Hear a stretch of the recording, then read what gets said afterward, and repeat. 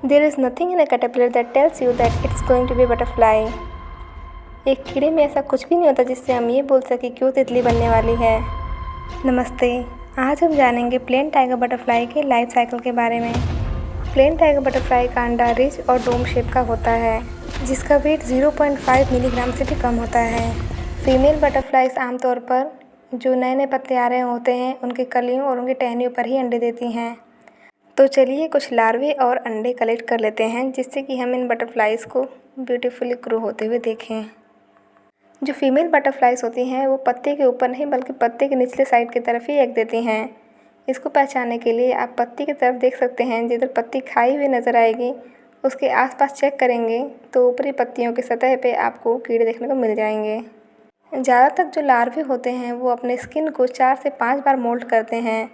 Moult यानी कि अपने स्किन को 4 से 5 बार बदलते हैं। जो बटरफ्लाई के लार्वे होते हैं उसे कैटरपिलर बोलते हैं। और अभी जो आप कैटरपिलर देख रहे हैं वो मैंने मनार के पौधे से लिया है, जिसको कैलेट्रोपिस भी बोला जाता है।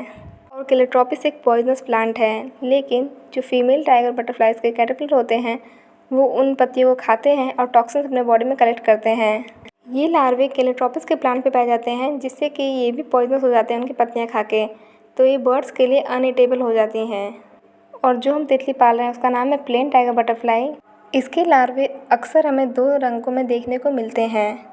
मैंने 20 से 25 लार्वे कलेक्ट कर लिए थे, जिसको कैटरपिलर बोलेंगे हम, लार्वे नहीं। और इनको मैं बॉक्स में रख रही हूँ। साथ ही हमें ये ध्यान रखना है कि इनको डेली हम नए पत्ते दें ताकि ये अच्छे से खाएँ और जल्दी ग्रो हों।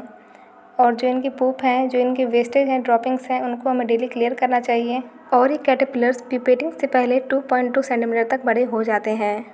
और जैसा मैंने पहले बताया था, ये 4 से 5 बार अपने स्किन को बदलते हैं और लास्ट स्टेज में ये प्यूपा बन जाते हैं। बटरफ्लाई में मोल्टिंग के प्रोसेस को अलग ही नाम दिया जाता है, जिसको कि इंस्टार बोला जाता है। जब कैटरपिलर अपने फुल साइज़ कंप्लीट कर लेता है तो ये खाना बंद कर देता है और स्टेम की तरफ बढ़ता है और वहाँ पे जे शेप का आकार ले लेता है और वहीं पे प्यूपा बनता है।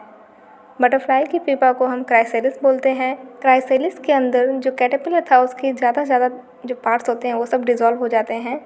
एक नॉर्मल बटरफ्लाई का लाइफ साइकिल 20 से 25 दिन का होता है और 18 दिन के बाद वो क्राइसेलिस बन जाते हैं। लेकिन कुछ बटरफ्लाइज का लाइफ साइकिल 30 से 200 दिन तक भी हो सकते हैं। 4 से 5 दिनों के अंदर जो क्राइसेलिस से अपने कलर को ट्रांसपेरेंट कर लेती है और 6वें से 7वें दिन वो अच्छे से निकल जाती है बाहर। लेकिन अगर 5-6 दिन हो गए हैं और बटरफ्लाई का कलर डार्क ब्लैक हो चुका है और ट्रांसपेरेंट नहीं हो रहा है तो समझ जाइए कि वो अंदर से मर चुका है या डिजीज़ लग चुका है। ऐसे कंडीशन में उन क्राइसेलिस को अच्छे से डिस्पोज कर दें। और ये देखिए, ये है मेरे फर्स्ट बैच के बटरफ्लाइज। और अब मेरी आवाज़ नहीं, कुछ देर के लिए प्रकृति की आवाज़ को सुनिए।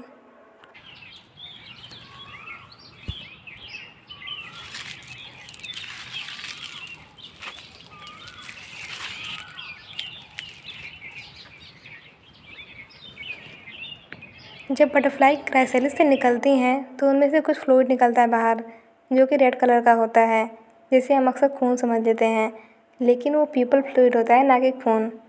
और ये है मेरे सेकंड बैच के बटरफ्लाइज, जिनको अब हम रिलीज़ करेंगे। और सारे बटरफ्लाइज एक बार में बाहर नहीं आए थे, तो मैंने सिर्फ 2 बार के बटरफ्लाइज को ही रिकॉर्ड किया था।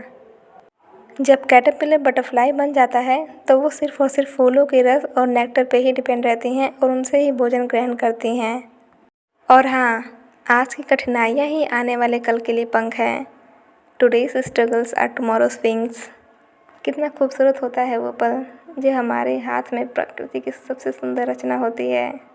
और इन नन्ही से सुंदर सी तितलियों से मैं यही सीखती हूँ कि अपने आप को बदलने के लिए कभी भी देर नहीं हुआ है। Butterflies always remind me that it's never too late to transform ourselves.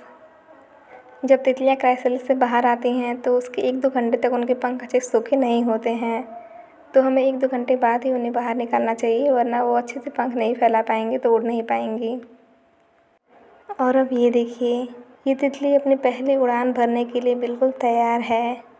Butterfly जिस पार्ट से नेक्टर को सक करती हैं उसे प्रोबोसिस बोला जाता है, या फिर सूंड भी बोला जाता है हिंदी में।